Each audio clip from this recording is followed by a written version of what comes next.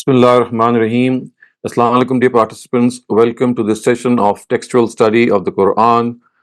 We have discussed verses 130 to 148 vis-a-vis the explanation, and today we'll be doing its literal and idiomatic translation.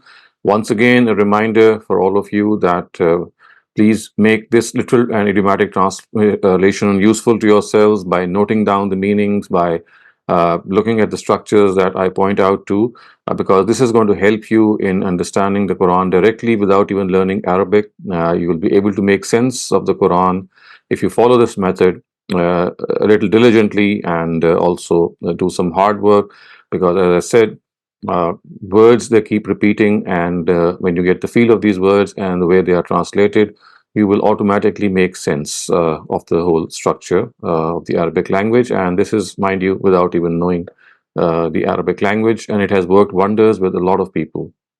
So let's start off with this exercise. It says, the first verse is, Ya ayyuhal lazina amanu la ta'kulu riba adha'afa mudha'afa. So, Ya ayyuhal lazina, Ya ayyuha is actually invocative, which means, oh, al-lazina, those who, amanu, professed faith, La ta'kulu, consume. Riba, interest. Az'afa, muzafa, this is one compound word, and you can translate it as doubling it many times or increasing it many times. Literally it would mean, oh, those who believe, don't consume interest, doubling it many times. Wattaqullaha la'allakum tuflihun. So wa and ittaqu means to fear.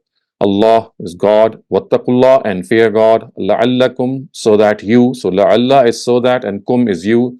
La'allakum, so that you. Tuflihun, uh, achieve salvation. So wattaqullaha la'allakum tuflihun would mean fear God, and fear God so that you achieve salvation. وَاتَّقُوا النَّارَ الَّتِي أُعِدَّتْ لِلْكَافِرِينَ. Wattaqu, again, and fear, or in fact, the word ittaqu would change its meaning here, because now the word that is right next to ittaqu is not God. So whenever the word ittaqu comes with God, the meaning is to fear God or to be conscious of Him.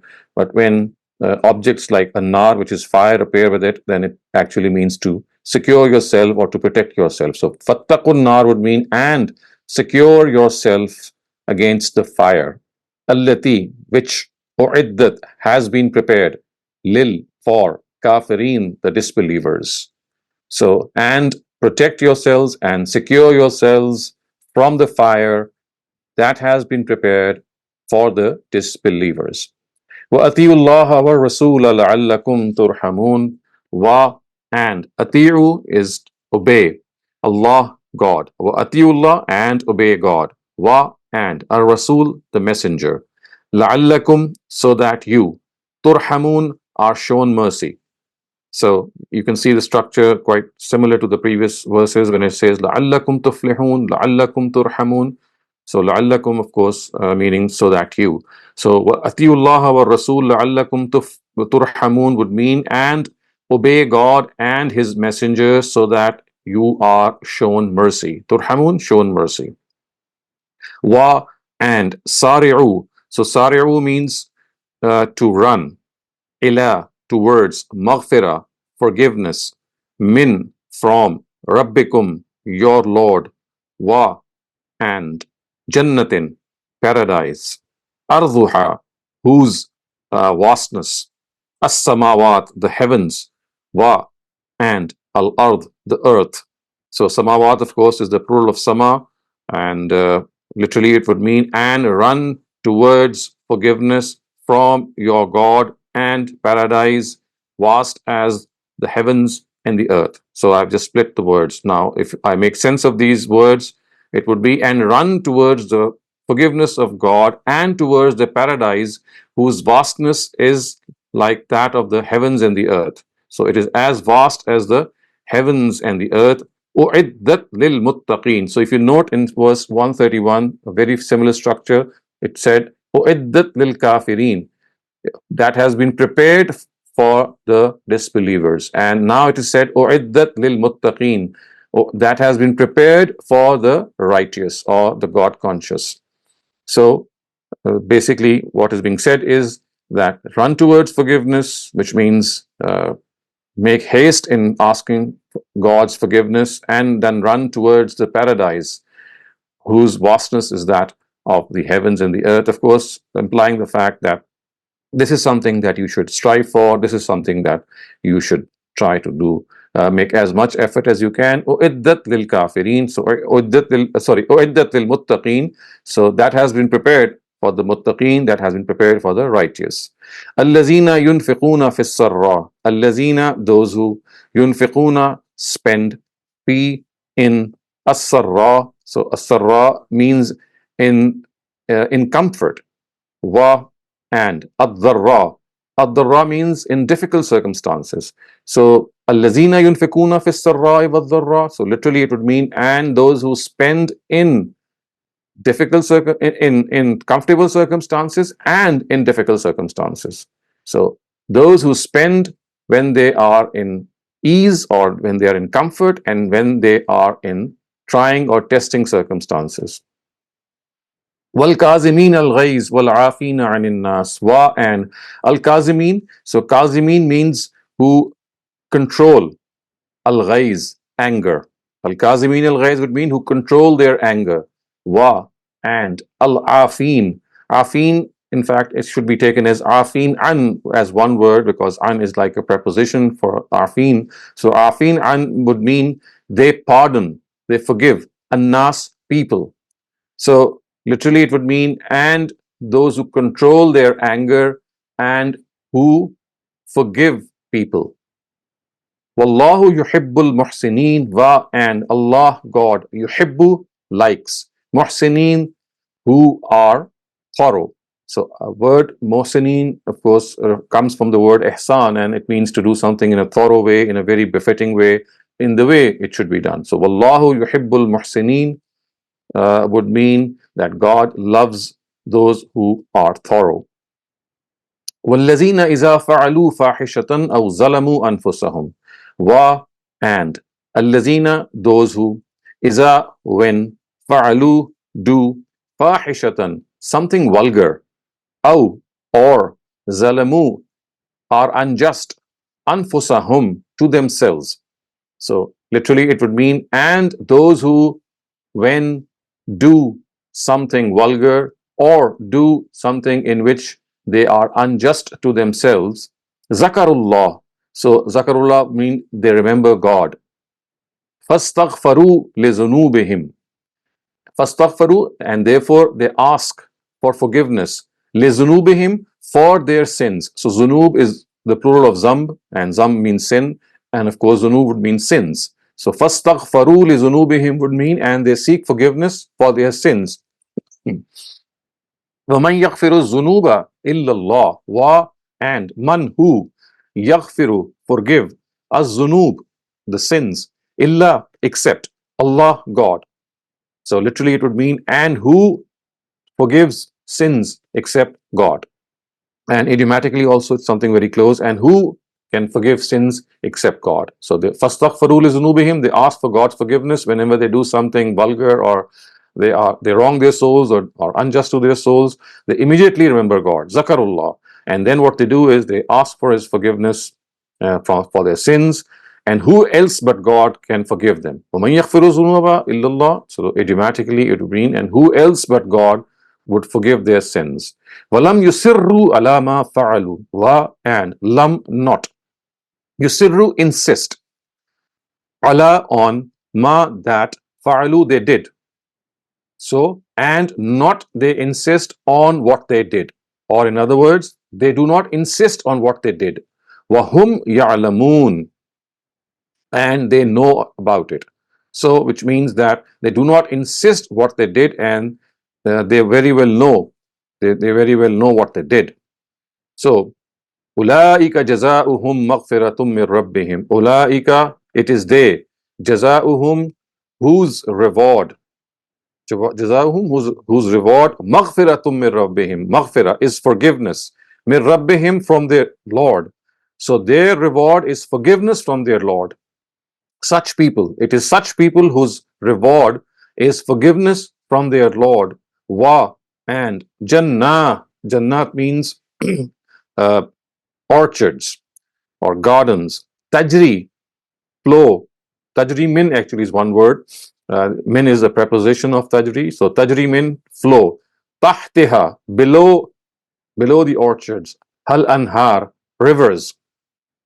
So literally it would mean and orchards below which rivers flow, or orchards below which streams flow.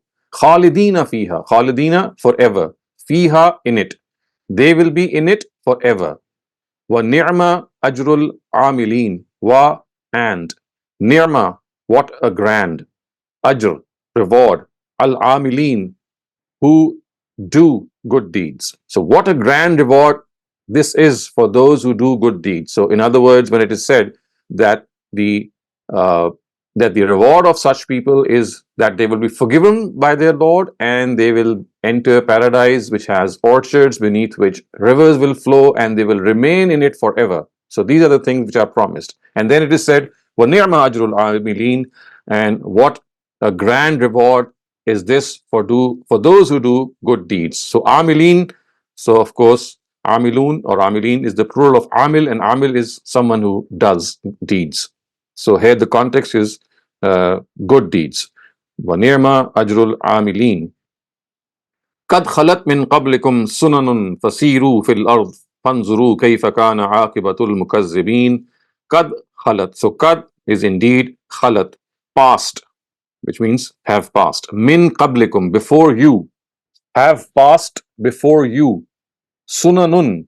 So sunanun, of course, is examples, and the word is the plural of sunnah, and sunan is it's plural. It's also translated as practices, but here, of course, the context means, or the context says that the word sunan refers to examples.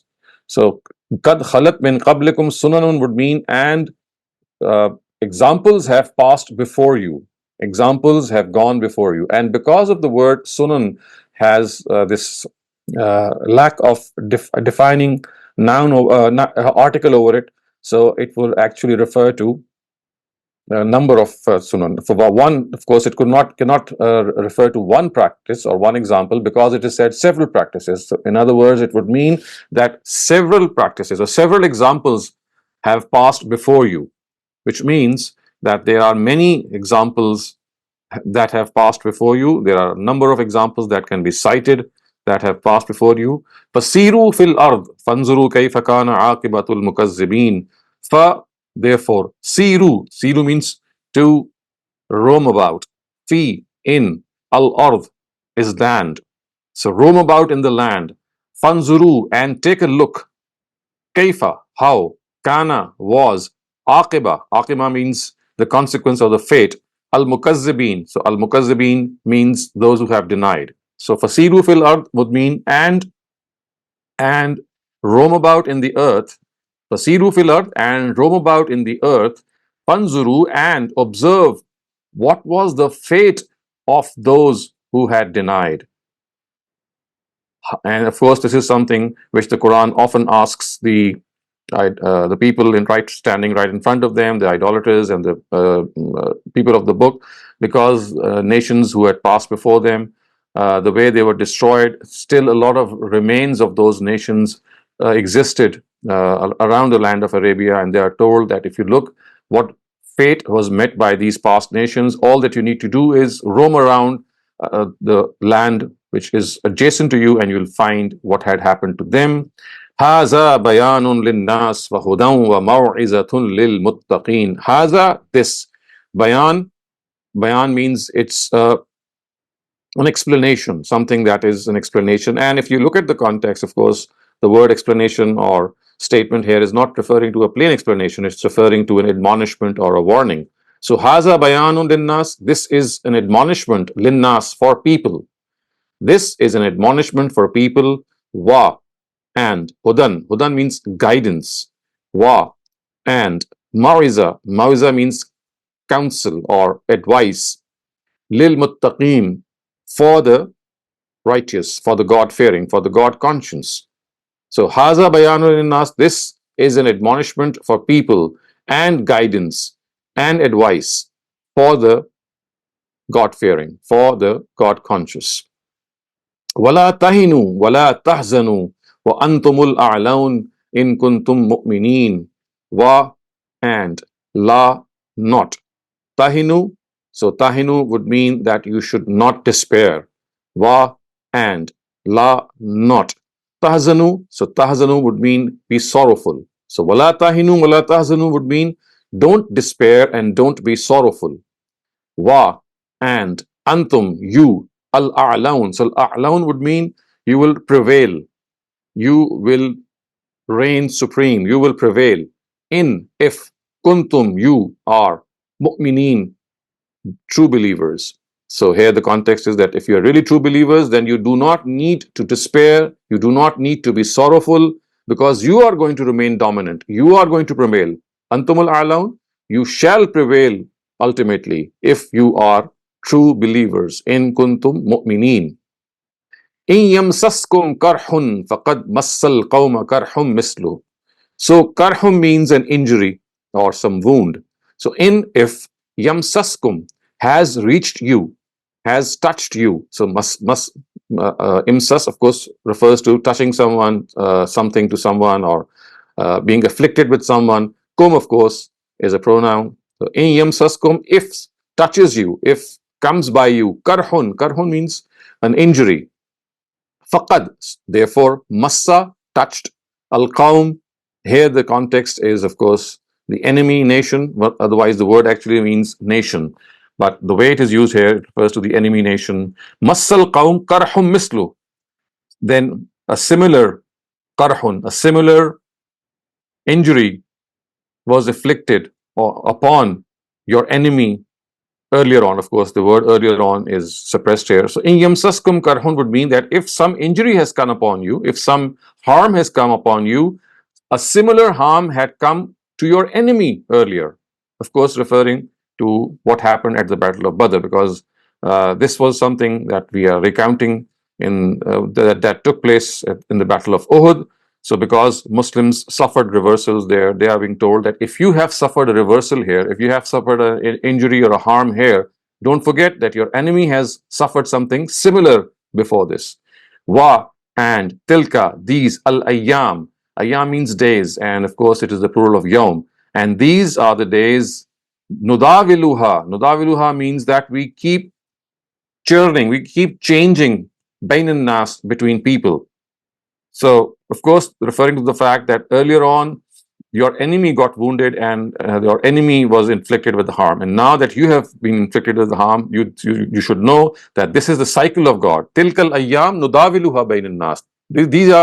These are days which God actually makes them come upon people differently. وَلِيَعْلَمَ اللَّهُ الَّذِينَ آمَنُوا wa and liya'lama, so that He knows. Who knows? Allah. So that God knows allazina amanu, those who have believed. Wa and yattakhiza minkum shuhada. Now, I would just call your attention to the translation that has been done by Ustaz here. And he has, if you look at the translation, it says, and we alternate these vicissitudes among you people, which means that these days, good and bad days, they come to people one after the other. Now, the words are liya'lam Allah. The word ya'lama, actually, when it is used in this sense, it refers to not just the knowledge of God, but to test, for the purpose of test. لِيَعْلَمَ اللَّهُ الَّذِينَ آمَنُوا would mean so that God may know the true believers, and then it is says, and sift out those who by laying their lives وَيَتَّخِذَ minkum. So yattakhidha is actually sift out, or to make minkum, from you, shuhada, martyrs. So in other words, there is a suppression here. And just before وَيَتَّخِذَ minkum, which has been unfolded in a translation. So, and sift out those who by even laying down their lives, bear witness to the truth. So this is a structure that we have to understand here. It's slightly technical, but I'm sure you'll understand that. وَلِيَعْلَمَ اللَّهُ الَّذِينَ آمَنُوا would mean so that God knows who are the true believers, so that God is able to test who are the true believers. Now, وَيَتَّخِذَ مِنْكُمْ شُهَدَاءَ, if translated literally, would mean, and so that he can make shuhada from you, so that he can make martyrs from you.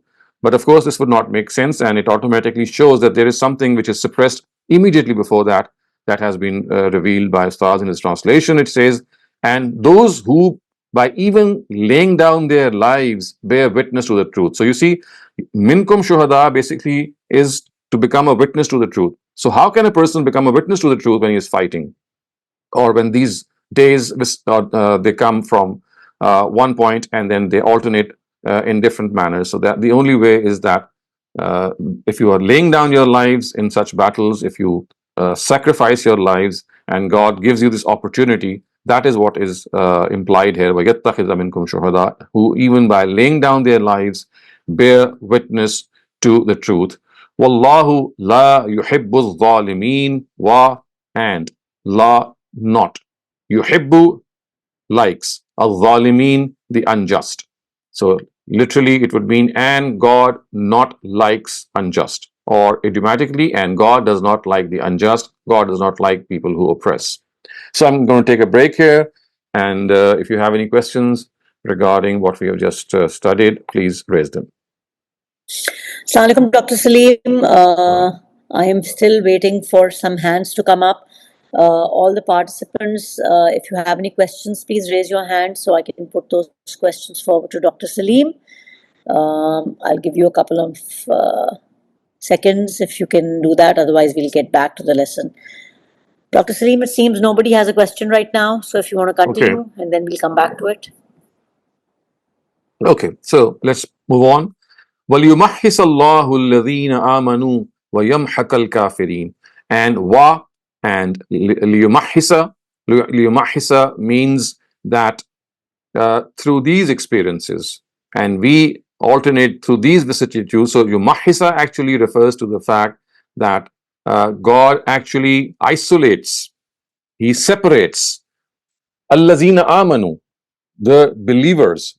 So of course this will mean that he separates وَلِيُمَحِّصَ اللَّهُ الَّذِينَ آمَنُوا, he separates the believers, وَيَمْحَقَ الْكَافِرِينَ, and he destroys the disbelievers. So in other words, what happens, what is stated here is that God brings these days in which at times one nation is on top of the other, and at times the other one is on top of the other. So it's like saying that when God makes these vicissitudes happen, these different circumstances happen, the purpose is that he wants to sift out, he wants to separate the believers, and he wants to destroy the disbelievers, because of course when they pass through this trial, then clearly when believers lay down their lives, they become distinct by offering themselves for martyrdom, and no one can point a finger at them. And وَيَمْحَقَ الْكَافِرِينَ, and because of such trials and such battles, the disbelievers also become prominent,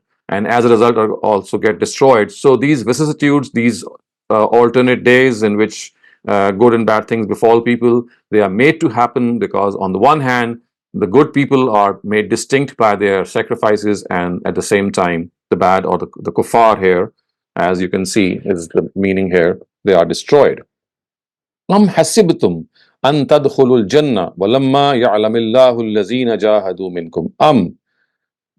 Or if hasibtum, or you have thought, or have you thought, an, that, tadkhulu, you will enter, al jannah, paradise, wa, and lamma, not as yet, lamma, not as yet, ya'lam, known, God, Allah, God, allazina, those who, jahadu means who fought or who tried their best, jahadu minkum, who tried their best uh, from among you, wa, and ya'lam as-sabirin, ya'lama, and knows, as-sabirin, those who persevere.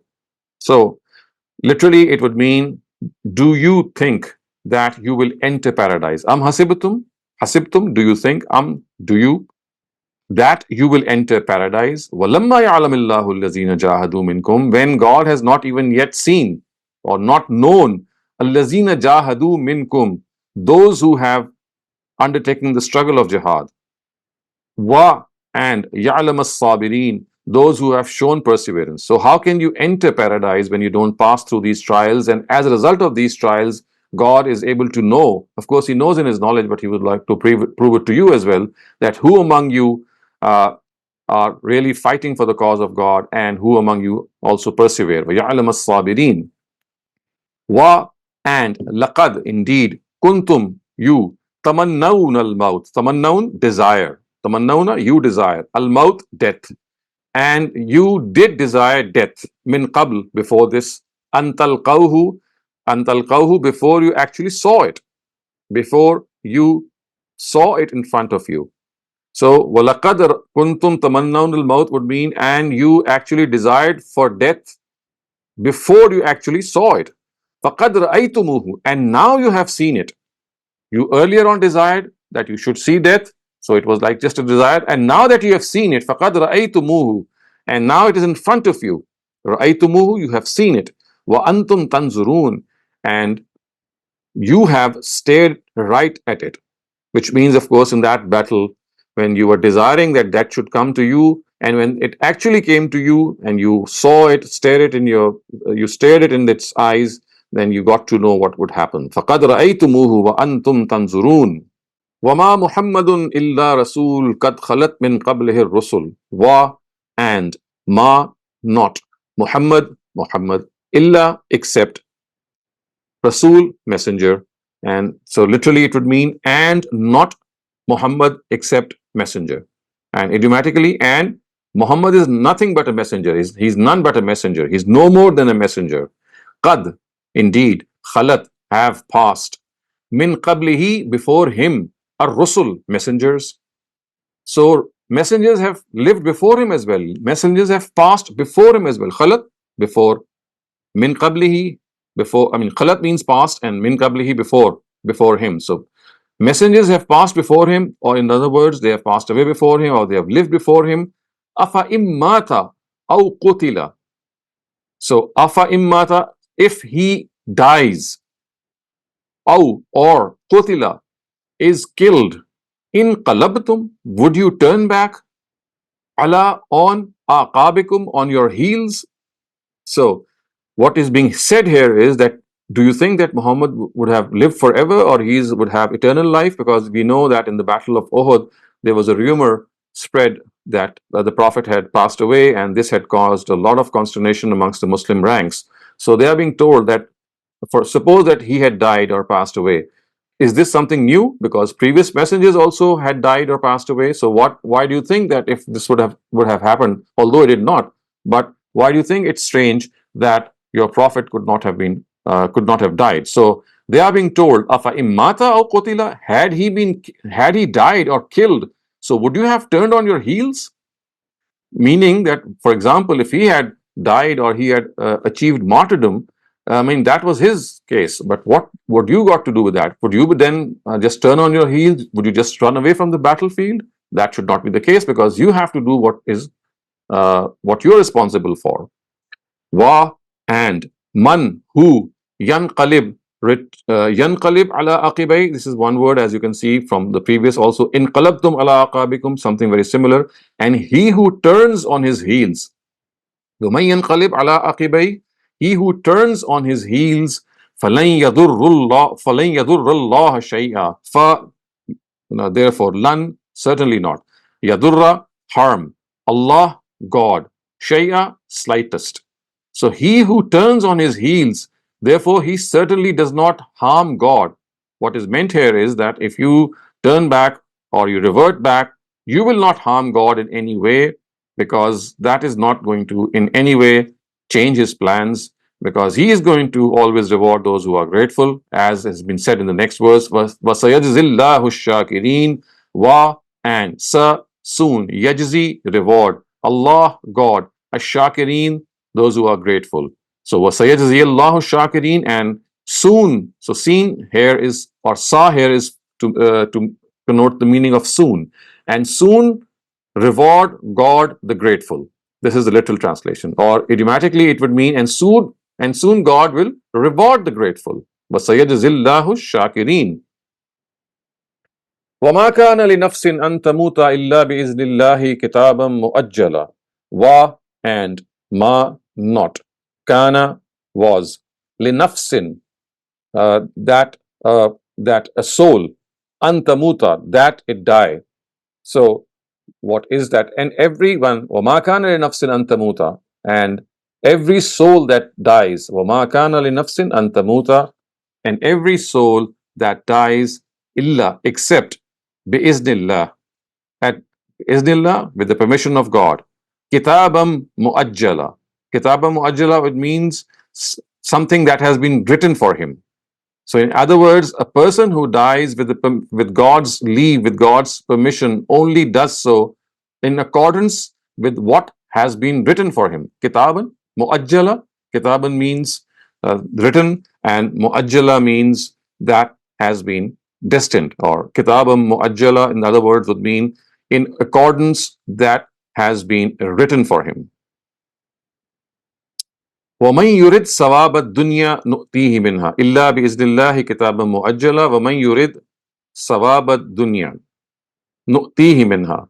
So, in accordance with what is written for him, and so if you look at the translation that has been done by Ustaz, you'll get to know some of the suppressions that he has revealed in brackets. So it says, you gave up and forgot the fact that everyone dies with the permission of God only in accordance with what is written for him, and also forgot that he who desires. So that is the next part. So basically what is being said is that you forgot that everyone who dies with the permission of God, it's not that he dies haphazardly or without any plan. It is according to what has been written for God. Ajjala, something which is to be done uh, as a destined thing. Like ajal, the word we know is used for death as well. وَمَنْ يُرِدْ ثَوَابَ الدُّنْيَا نُؤْتِيهِ مِنْهَا. Wa, and man, he who, yurid, intends, ثَوَابَ الدُّنْيَا, the reward of this world, nu'tihi, we give it to him, minha, from it, minha, from it. So he who desires the reward of this world, we give it to him from it. Wa, and man, he who, yurid, intends, sawab al akhirah, the reward of the hereafter, nu'tihi, we give it to him, minha, from it. Wa, and sanajzi, we reward, ashakir, or in fact, we surely reward, or we soon will reward, ashakirin, the grateful. So, literally, it would mean, and he who desires reward of world, we give it to him, and he who desires reward of the hereafter, we give it to him.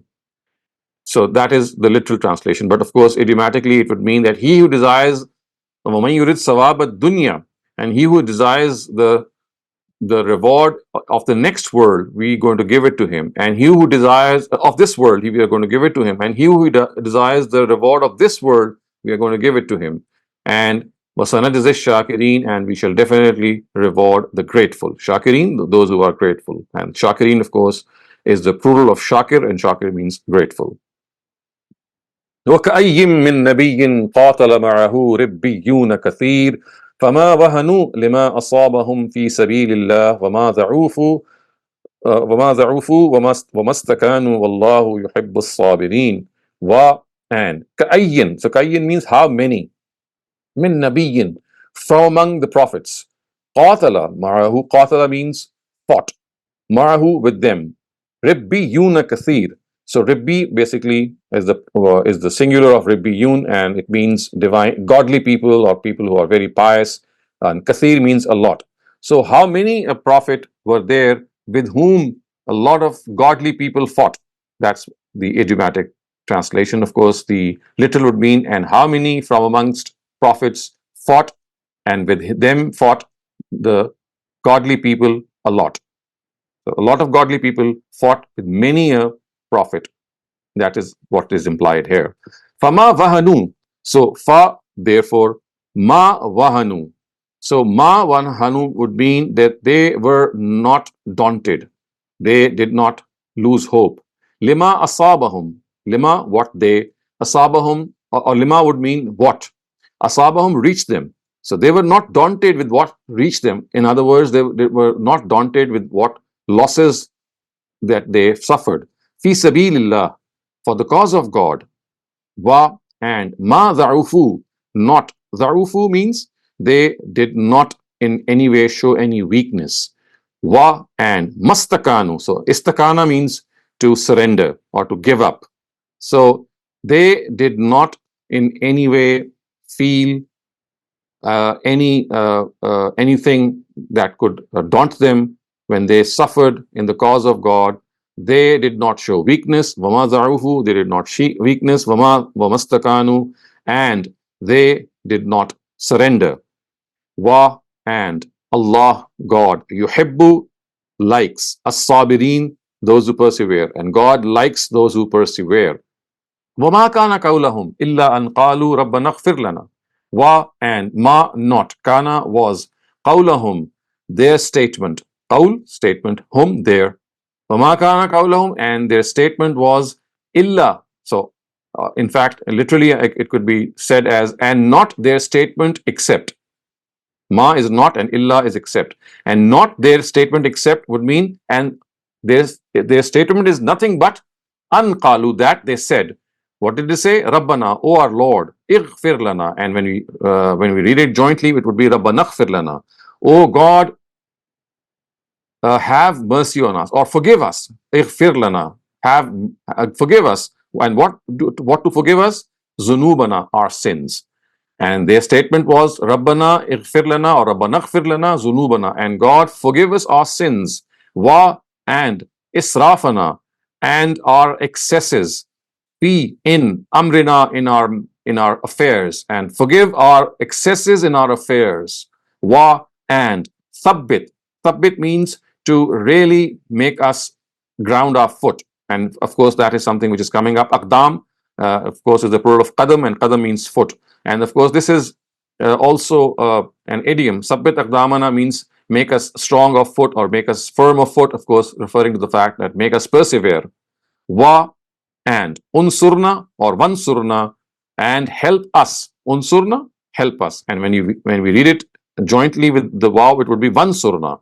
Vansurna, and help us, ala, against, al-qawm, the nation, as al-kafirin, the disbelievers, or these disbelievers. So it would mean and not their statement except that they said. In other words, it would mean and their statement only was that they said, O Lord, forgive us our sins and our excesses in our affairs, and make us persevere and help us against these kuffar, these kafirin, these disbelievers.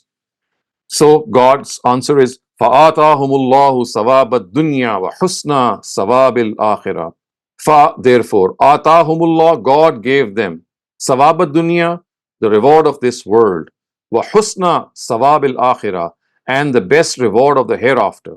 So when they prayed that God make us firm on foot and help us and forgive us our excesses and forgive us our sins, so this was their prayer, and the answer was that God actually rewarded them with this world, or the rewards of this world, and also the best reward of the hereafter. Wallahu yuhibbul muhsinin. Wa, and Allah, God, yuhibbu, likes, al muhsinin, those who are thorough.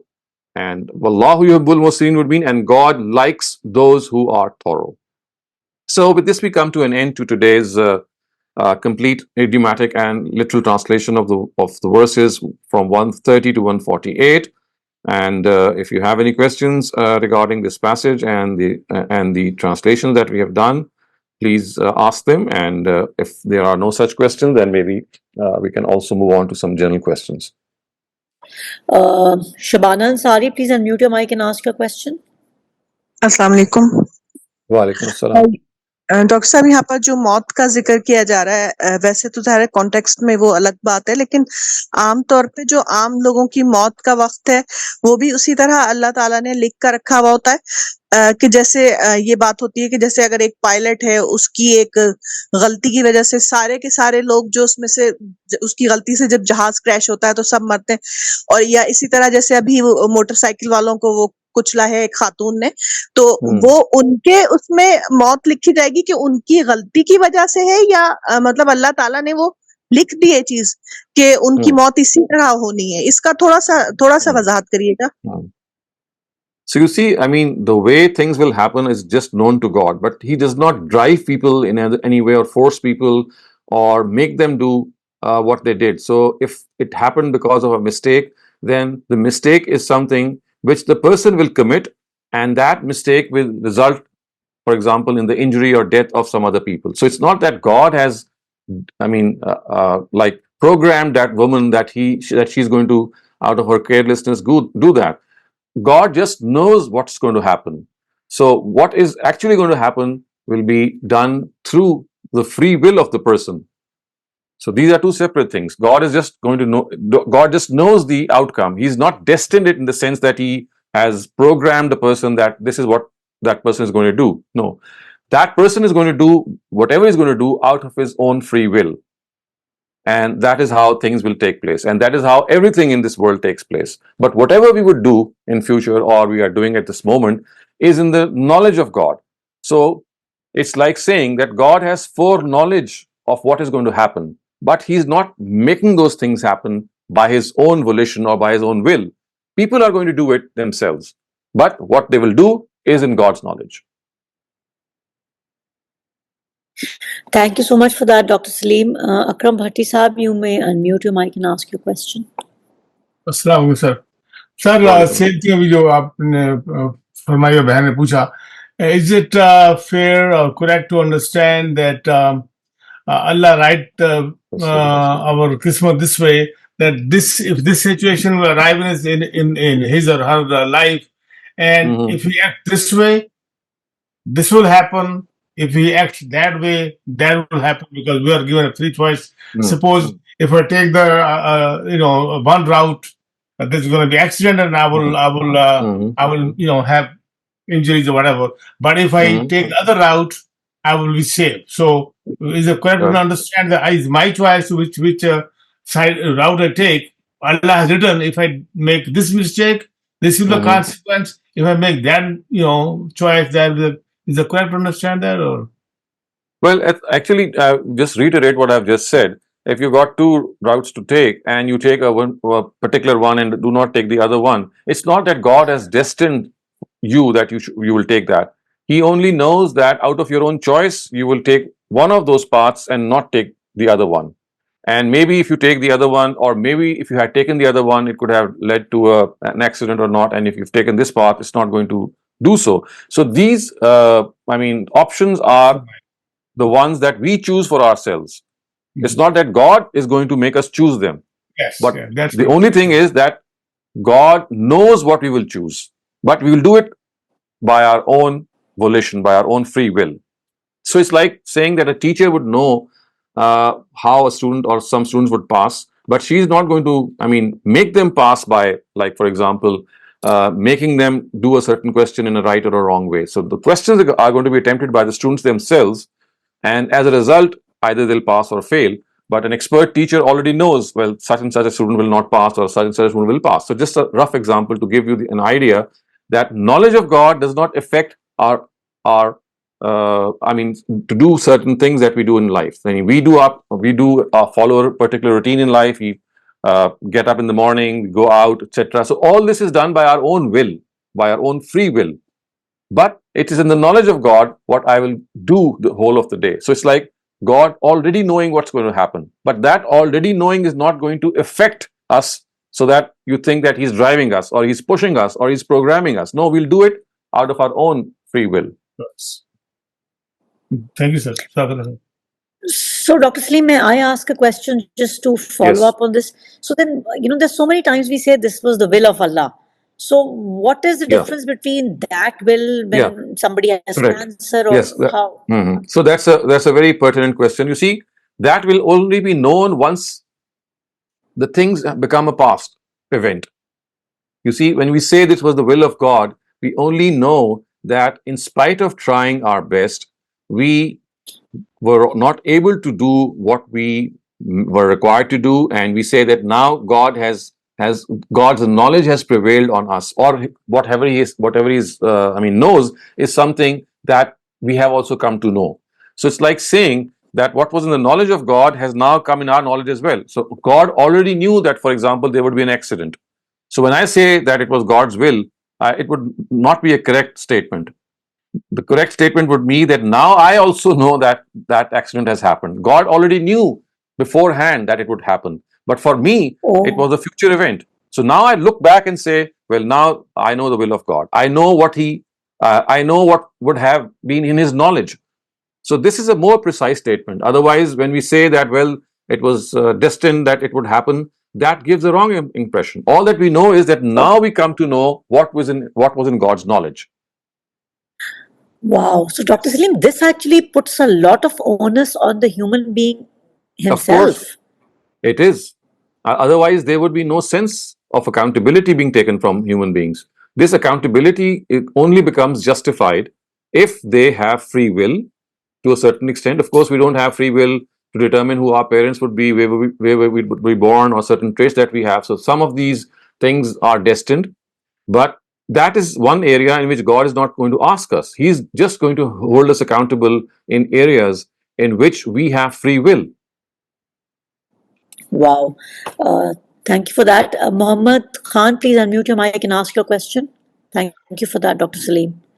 Yeah, thank you for giving the opportunity. Doctor, I have a question regarding verses 144 and 145. Mm-hmm. Now, in the 145, Allah is telling us about that Holy Prophet is just a messenger, and in the 45, He's telling us those who seek dunya or those who seek akhirat, they will be rewarded accordingly. Now, in both of them, at the end, there is Allah will reward those who are grateful. So I'm just trying to understand the significance of this last thing in both of these ayahs. And Allah will reward those who are grateful. What could be the context of having these verses in both these?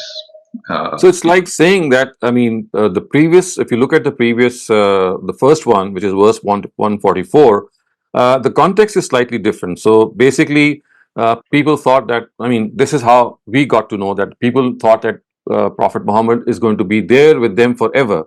And when they heard this rumor that he had been killed or he had passed away, they just got so disturbed, and they just, I mean, a lot of consternation was caused. So basically, as you can see, the Almighty is telling them that if you think that everyone is going, I mean, any prophet lived eternally, you just look in the past, look at history. There are so many prophets of God that you know yourself, you are recipients of the messages of the prophets of God.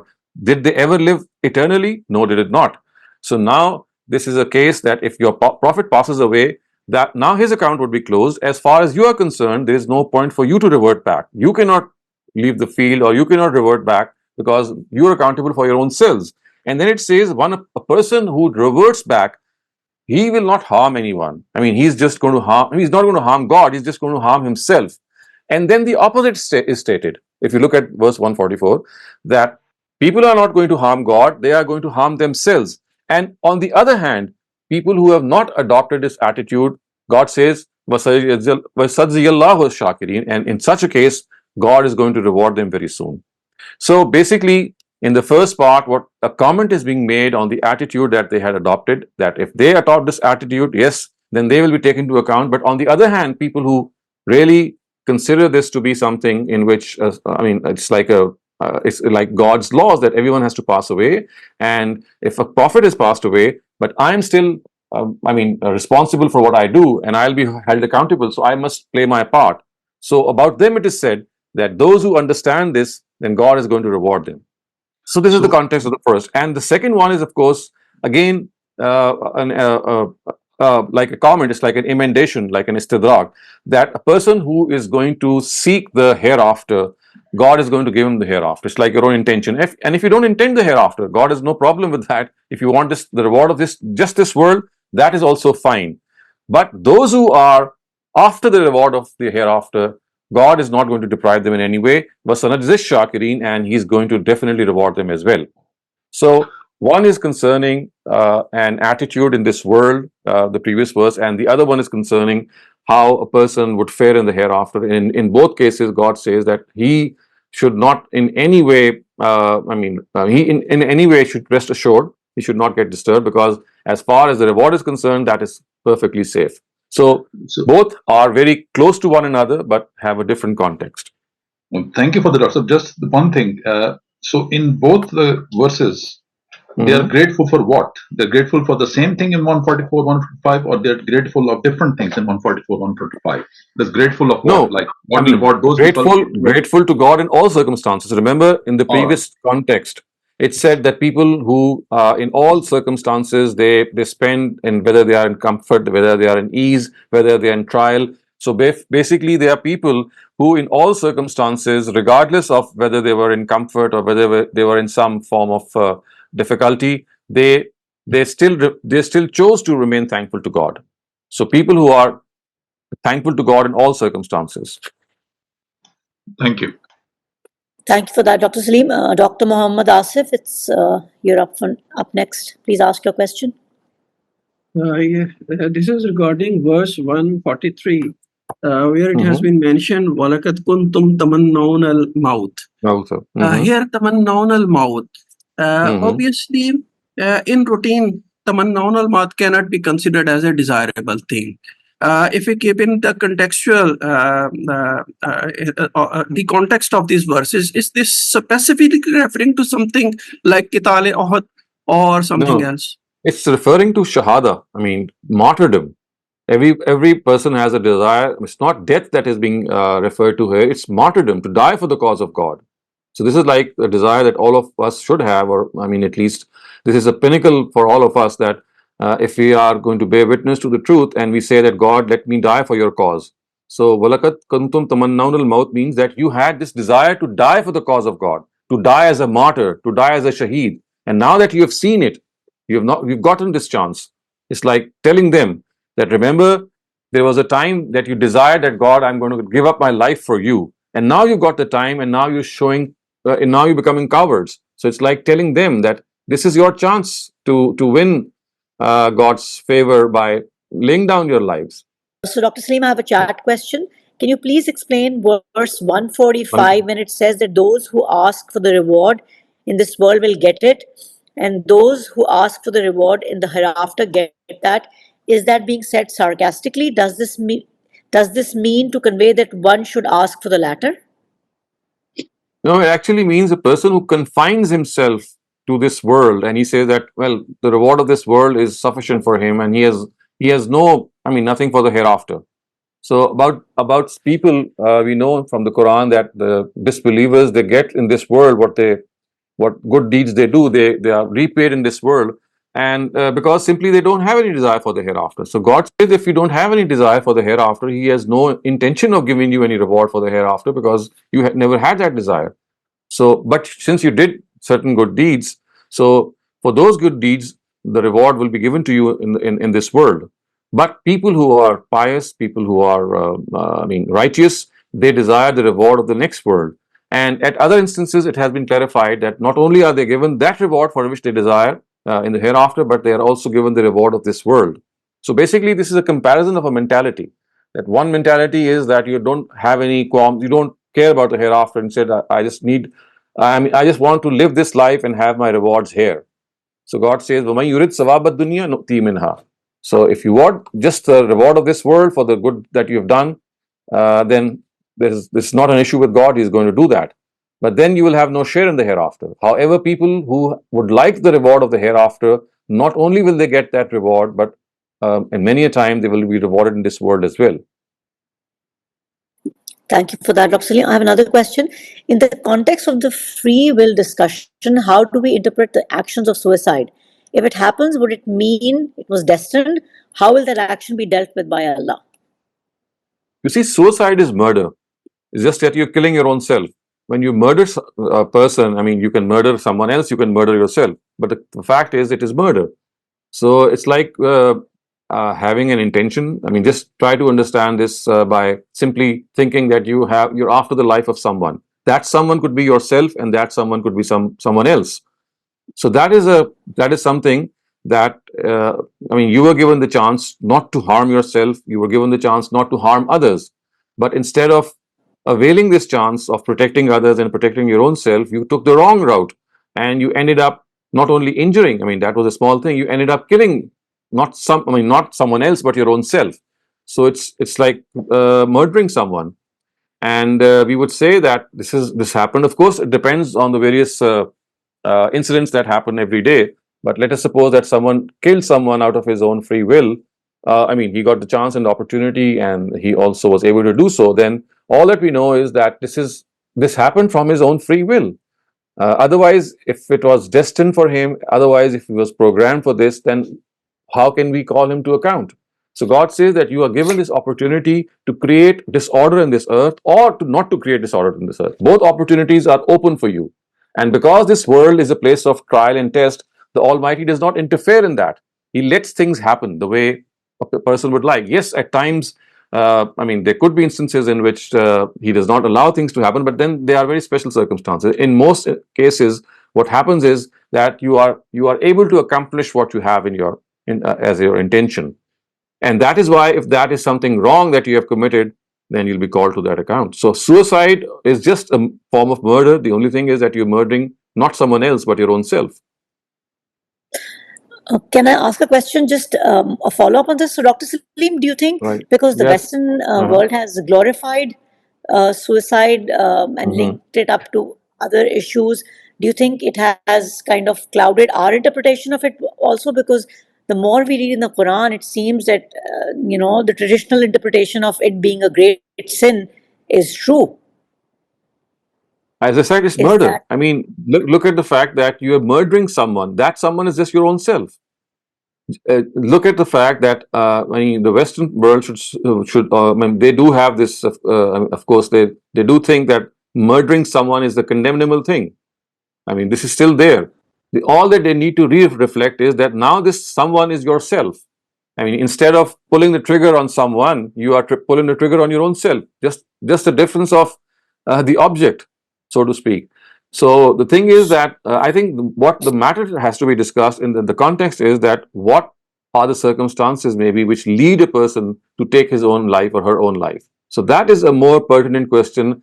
And for example, if a person is passing through extreme misery, he could be in the form of it could be in the form of a lot of sickness, some terminal sickness, some painful ailment. It could be because of circumstances in which you are not able to make your ends meet. You are extremely in a very in a position of severe poverty.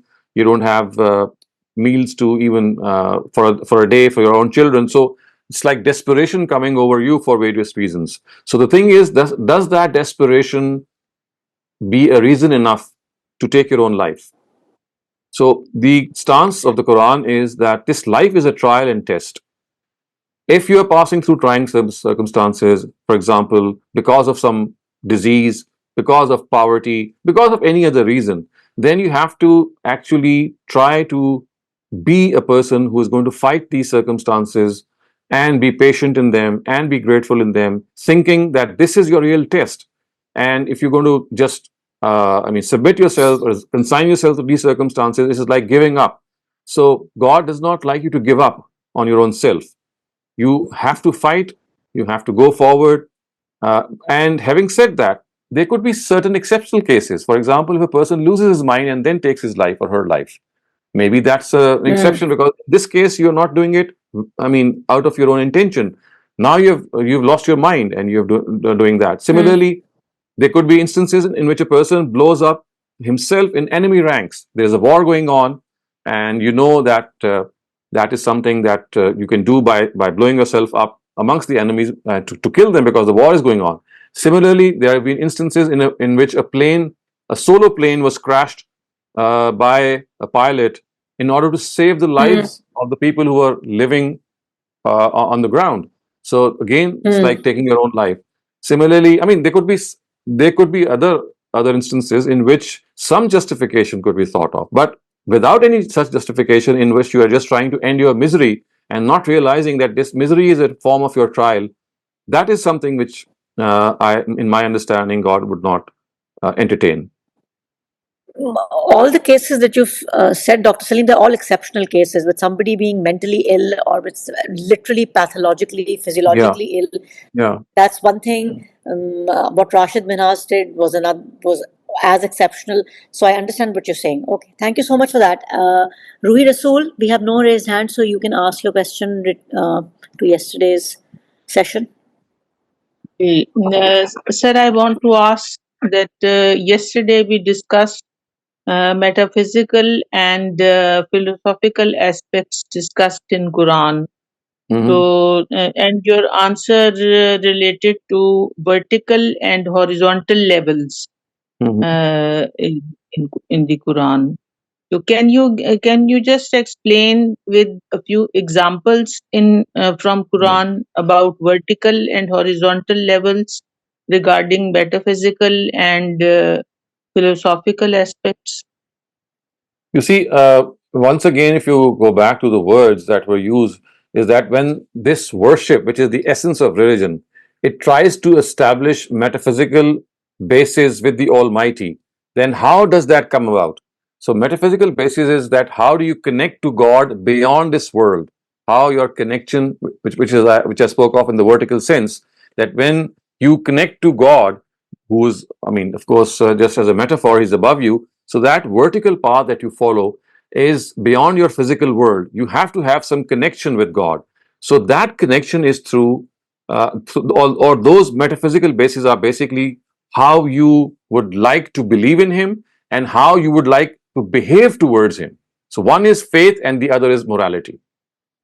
So that is why the metaphysical and ethical basis of our relationship with God manifest in our faith, our forms of faith, and in our moral behavior.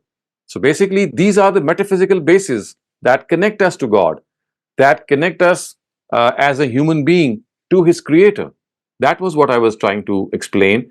And in contrast to this, we have the Sharia, in which these morals or these tenets of faith, they are given certain shape. Now, to give you an example, a metaphysical basis would be that I should remember God. I should keep Him in remembrance. But when this remembrance is given a certain shape, it becomes the prayer.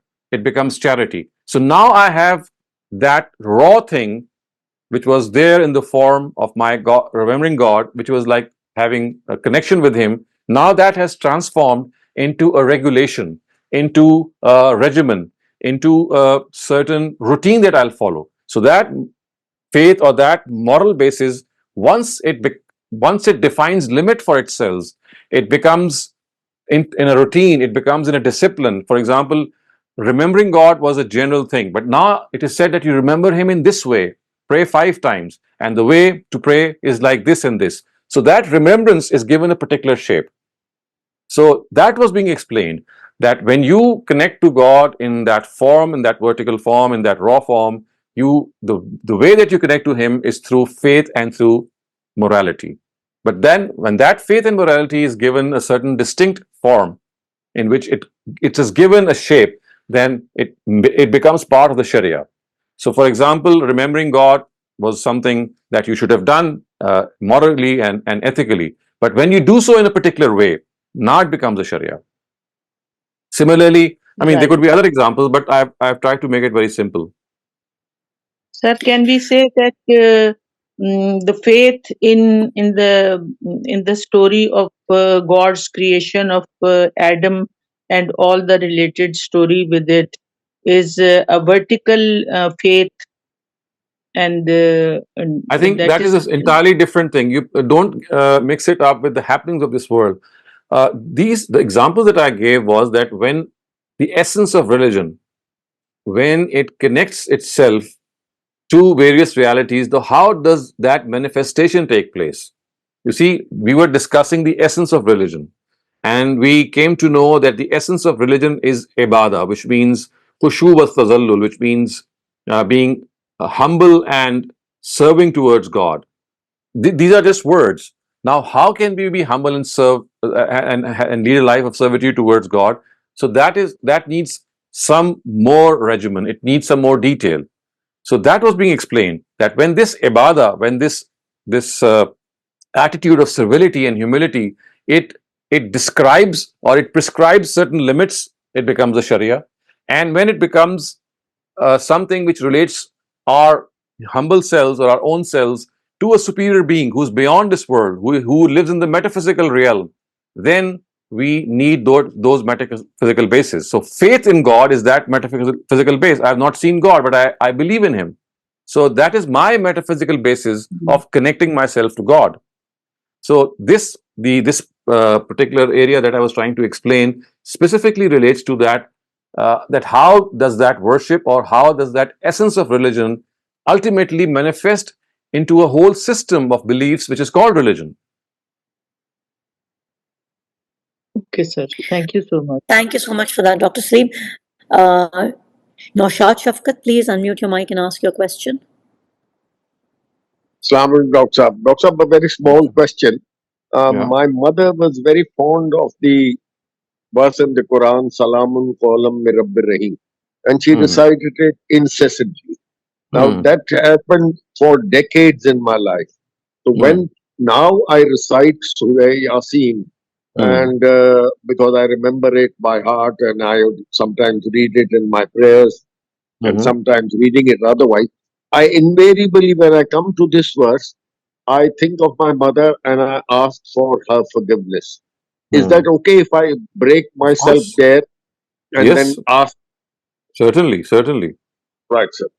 Just this clarification. I knew it would be like So this. what you're saying but is that you do this in your prayer? I mean, are you asking that when you read this in your prayer, and when that sentence comes, both in my prayer as well as when I'm reading it otherwise, it comes to me in my heart that, oh that's, I God, think that forgive my mother. should not be something that we can say no to. I mean, this is a spontaneous thing. You just cannot stop it from Right, happening. right.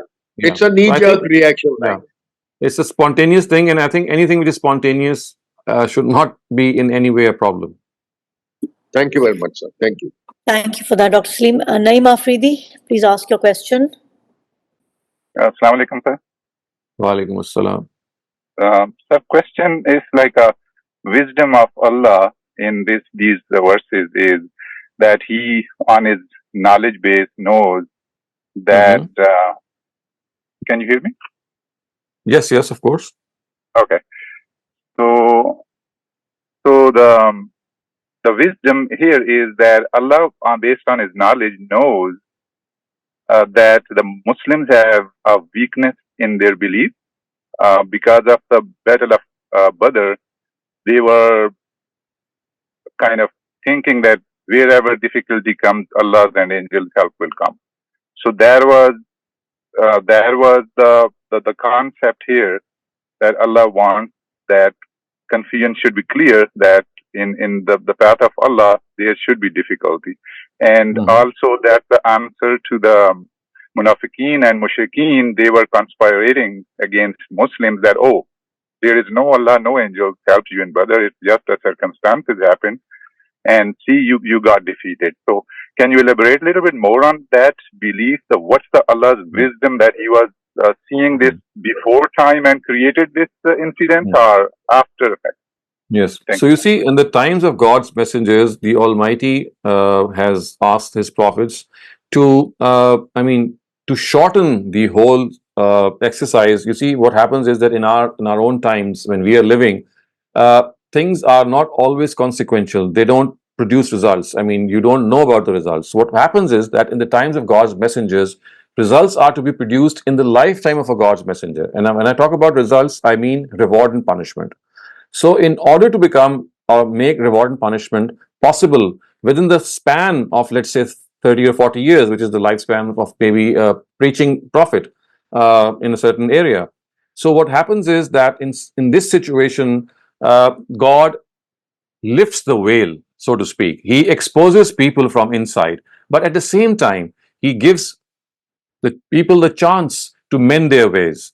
And in order to do so, He creates circumstances so that they can learn from these circumstances. For example, take the issue of the Battle of Uhud, which you just raised.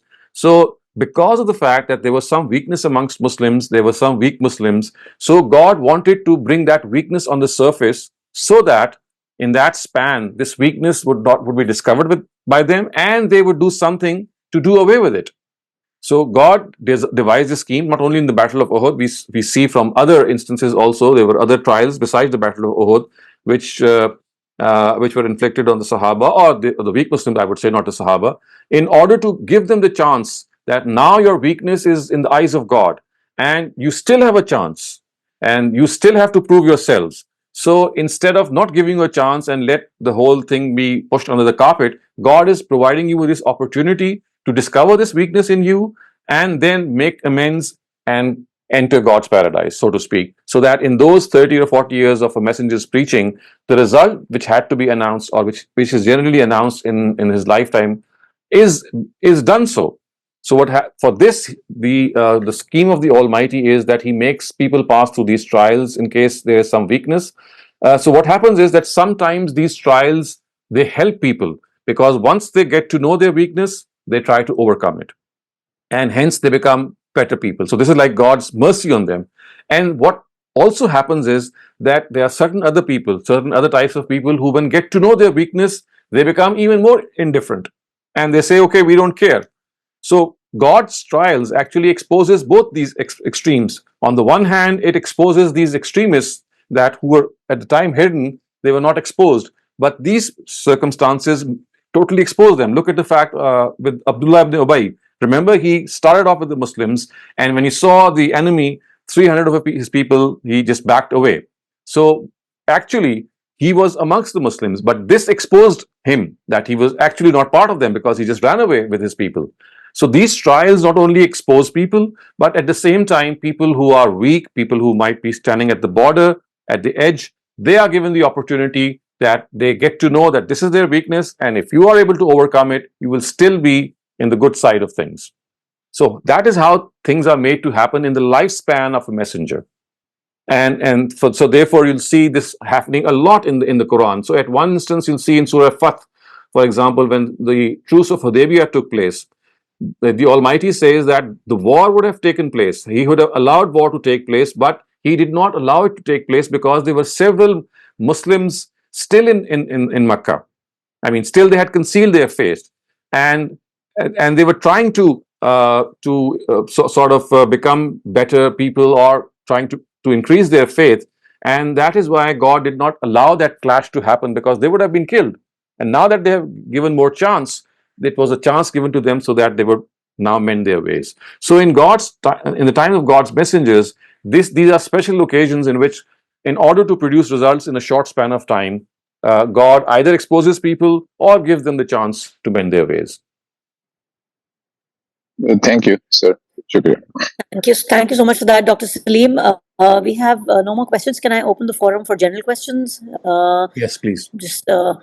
If anybody has any questions, please raise your hands. Dr. Saleem, I have a question while we're waiting for people. So my question to you was that, Muslims, they should not marry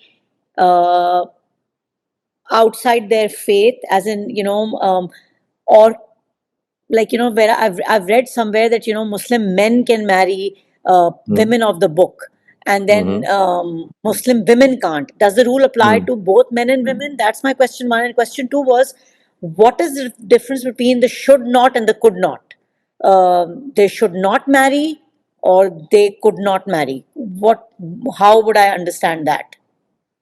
So first of all, you have to understand that what the Quran wants is that Muslims should marry amongst Muslims, and marrying with the people of the book is a second option. It is an option which is given because in the times of the Prophet, the people of the book had come up at par with the Muslims. A lot of things which had caused confusion had been erased, and they had, in the case of halal food, for example, in the case of many other things, they had come very close to the Muslims, but for the fact that they still believed Jesus to be the Son of God. I'm talking about Christians, for example. Yes. So the Almighty said that, well, if in case you would like to marry a woman from the people of the book, then in circumstances in which Islam holds dominance in a country, because now it would be that the woman who comes to your home, she will be living in subservience to those dominant traditions, and she would be, maybe she would be inspired or motivated to even accept Islam, or if she would not do so, then she would live in subservience to those traditions, which in other words would keep her in check, for example, in not spreading that thing to her children. And that is something which Islam wants, that the children should grow up on Islam. So this was like a second I mean, like a concession or maybe a second option given to Muslims of those times. And that is precisely why Muslim women were not given this option to marry Christian men, because, or men from the people of the book, because this would have led the other way around. And this, because in our structure, men are the head of the family, women or wives are basically not head of the family. So the family structure would have been such that a Christian would be the head. I mean, not being the head in the sense that we think he's the head, but a Muslim wife would be answerable to a Christian husband, just so to speak. And this would have, of course, been something that would have been a challenge to her, and a lot of other decisions, because it's basically the final authority rests with the husband in case of a clash. So there could have been a clash of things as well. So in order to avoid that, this permission was not granted in the reverse side.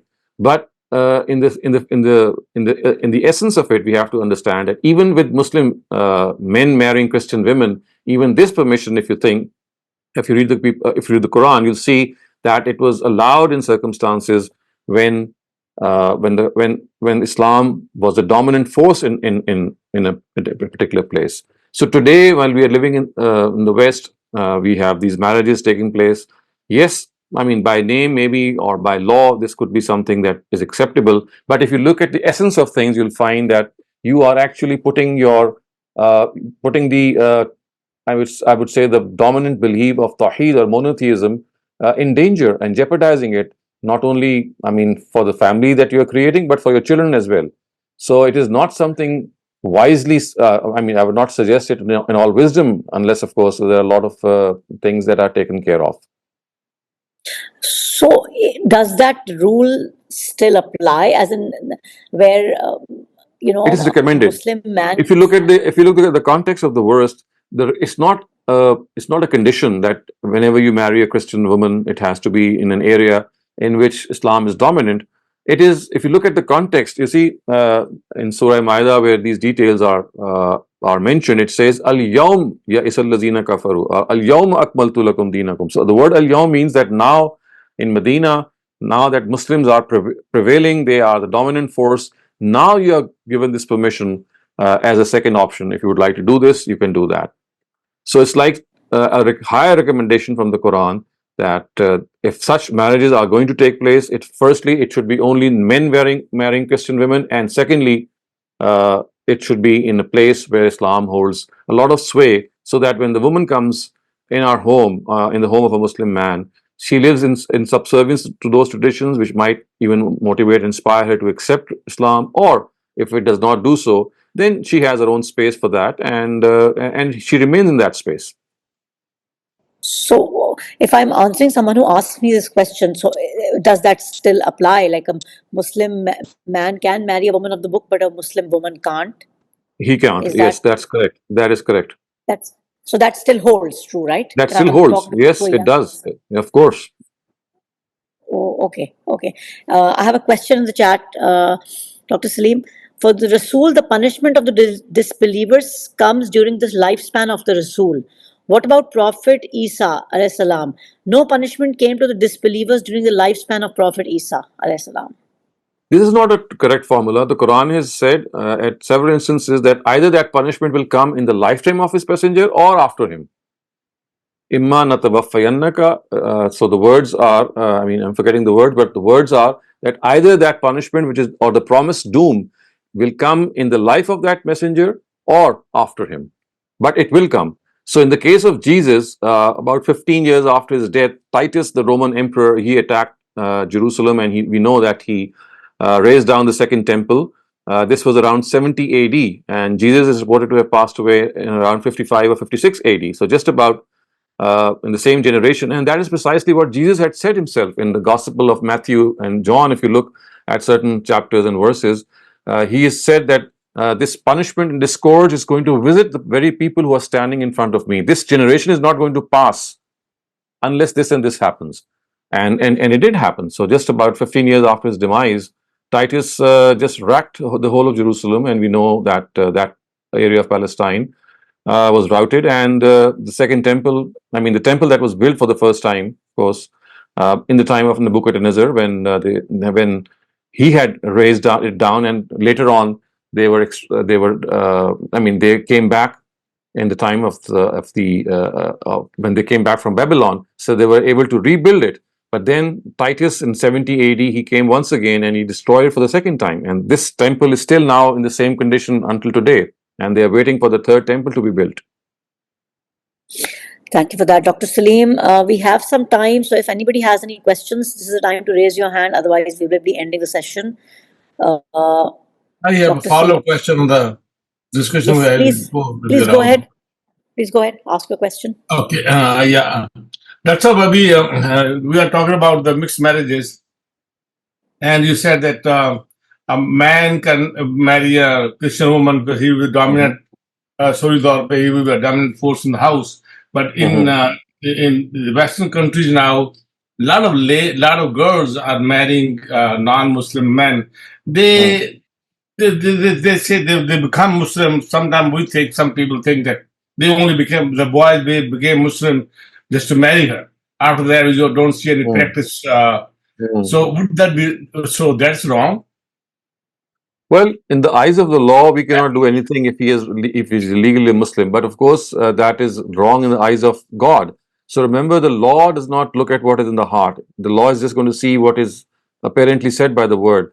So in essence, it would not be correct. And this would mean that God is going to really hold that person to task, because he did not really accept religion. All he did was that he just tried to fulfill the legal requirement so that the marriage could take place. So that's just like fulfilling the legal requirement, and that's just as in the case of other things, that when you don't do something in spirit and you're just doing it for the heck of it, or just to pass through the motions and just to satisfy the law, then you're just satisfying the law, you're not satisfying God. So he will still be a sinner in the eyes of God. We cannot say they're hypocrite or not, because the question comes back that how many Muslims they don't practice either. Yes, of course. I mean, that's also besides the point. But you see, the thing is that there are so many Muslims who might not be practicing, but then the fact is that they'll also be taken into account by God.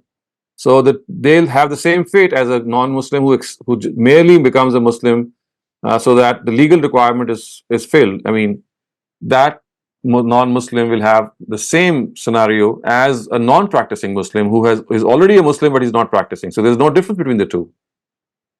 It's a big worry here. Like I'm here in States for like 52 years, and now the third generation is growing up, and we have seen society gone to, and that's very, very so.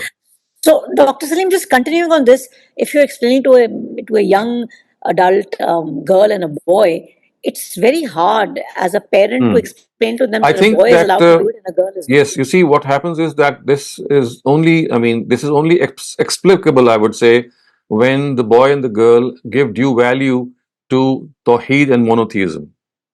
You see, unless they have this significance of monotheism properly understood, you'll not be able to make sense to them. So in such circumstances, it's best just to leave it to them. You see, such things can only matter to those for whom monotheism, for whom a person who is dedicated to God alone is something that matters. If that is not a matter to someone, if that is not something which is important to someone, you just cannot force or, do something when the basics are not correct. So you see, they have to be correct on in the foundation. The foundation is that your love for monotheism, or in other words, you should realize that God wants people to dedicate entirely to the creed of monotheism. Not a single speck of polytheism should be theirs. So even amongst Muslims, there are so many Muslims who, in spite of being Muslims, they engage in practices which are close to polytheism. They go to the graves of saints, they prostrate there, and they do all kinds of things. So you see, it's like sensitivity towards the creed of monotheism that can make a person, do this. So when boys and girls are doing this, instead of arguing that why is it that the men are allowed and women are not allowed, should be told to them is the importance of monotheism, and also told to them that why, if this exception is given to men, it is just like a second option. It's like not something which is, recommended. And the circumstances should be such that you know that a woman who's going to raise a child, that child is going to be really affected by her own beliefs. So if she goes to the church or she calls Jesus as God, it's a very, strong chance that her child is also going to do the same, unless, of course, strong measures are taken. So I think the creed of monotheism, that has the importance of that creed has left us, and since we are not able to communicate this to our children, to our younger lot, the importance of it, and why is it that we are answerable to one God, and why is it that one God is a big issue for Muslims. So any other argument is not going to convince them. You have to start from the basics.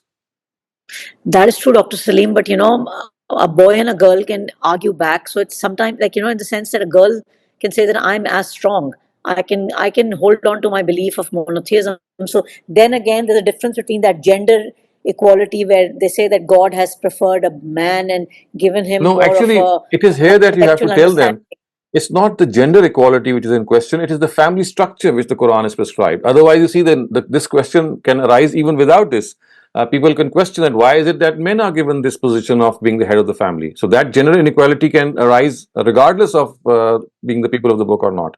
Even amongst Muslims, the question can arise. So again, here the thing that has to be impressed upon them is not that this is in any form of gender inequality. It is basically giving a role commensurate to one's own temperament and responsibilities.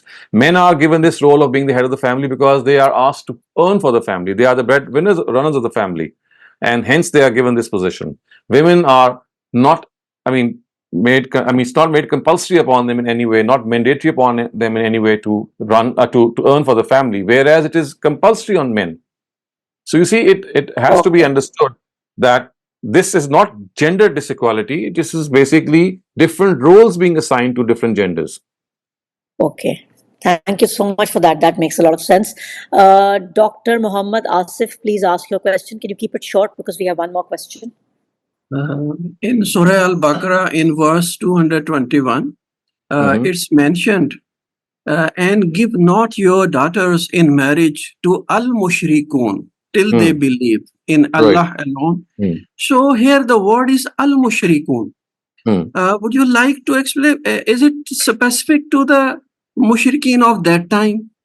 And if you kindly, with this context, if you kindly explain. Yeah. So the word, we are talking about people of the book who were primarily monotheists, but they were deviant monotheists. So the concession that was given, or the second option was given, was regarding people who were primarily monotheists, but they had deviated from that monotheism. In the case of the mushrikun, people who subscribe to polytheism, this is something that has not been allowed even in the first place, whether it's the man or the woman, in either case.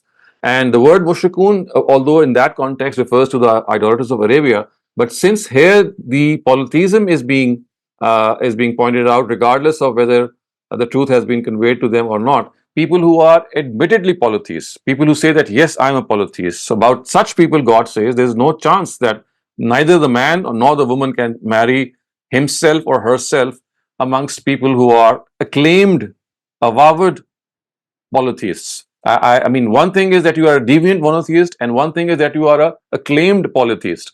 So people who subscribe to more than one God, remember the people of the book, they don't do so. They believe in one God. They are not mushriks. Not at a single place in the Quran have the people of the book, because remember in the times of the Prophet, both the Jews and the Christians, they believed that God had a son. The Christians believed that Jesus was his son, and the Jews believed that Uzair was his son. So Surah Tawbah has mentioned both. But in spite of this, they are still referred to as monotheists because they don't commit to polytheism. They say that this is a form of monotheism. So of course the Quran does not accept it, but it takes its word that okay, it's a deviant form of monotheism. But in the case of polytheists, the matter is entirely different. They themselves say that yes, I am going to worship more than one God. So therefore, in their case, it is absolutely prohibited, whether the man or whether the woman. In both their cases, they cannot marry. Now, you cannot marry into them. Thank you for that, Dr. Saleem. Noshad Shafkat, please unmute your mic, and if you can just ask a very short question. Yes, a very short question, sir. I tend to be an optimist on the fact, on the question of when a girl marries a non-Muslim man, and he converts only for the purpose of getting married to her. I think we should welcome this because it would ultimately lead to that man also coming to believe. And there are many instances I've seen where a woman Yes. is getting married Of to a course, I mean knowledgeable that's an entirely different matter in which he does so, and then somehow he is led into true faith. But so we're not talking about such people; these are exceptions. But we were referring to people who merely do so to fulfill the legal requirements, and then they have absolutely no intention to But do sir, that. even if they are merely converting to get married, they could later on, Yes, I mean change that that's what I'm and saying. get better. If that happens, I mean, if that happens, that is a very welcome thing to have happened. But if that never happens, so we're referring to those instances in which it never happens, and it's just like fulfilling legal requirements. We were referring to that in particular. Thank you. Thank you for that. Dr. Saleem, just a quick follow-up on the chat. But Dr. Saleem, you said that for the Rasul, punishment comes during the lifespan of the Rasul. So this statement is No, not no, true in the I case of never Prophet said Isa. this. Okay. Where did I say that? I don't know. This is a question that a Never young said lady that. has asked here. In fact, I've clarified that the Quran has given this statement twice or thrice during its corpus that punishment can arrive within the lifetime of this messenger, or it can immediately follow it. Thank you for that. Sania, Amir, I hope that question has been answered. Thank you for a wonderful session, Dr. Saleem. Our time is up. We will see everybody next week. Appreciate all of you. Thank you.